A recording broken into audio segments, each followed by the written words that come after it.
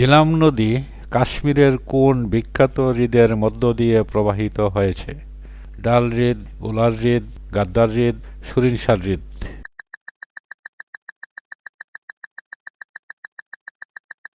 সঠিক উত্তর উলার হ্রদ। অমরনাথ গুহা কোন উপত্যকায় অবস্থিত? কাশ্মীর উপত্যকা, সিন্ধু উপত্যকা, লিডার উপত্যকা, নুব্রা উপত্যকা।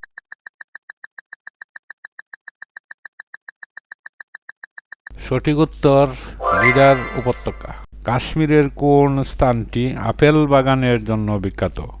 শ্রীনগর, সুপুর, অনন্তনাগ, বারামুল্লা। প্রিয় বন্ধুরা, চ্যানেলটি সাবস্ক্রাইব করুন এবং পাশেই থাকুন। ধন্যবাদ।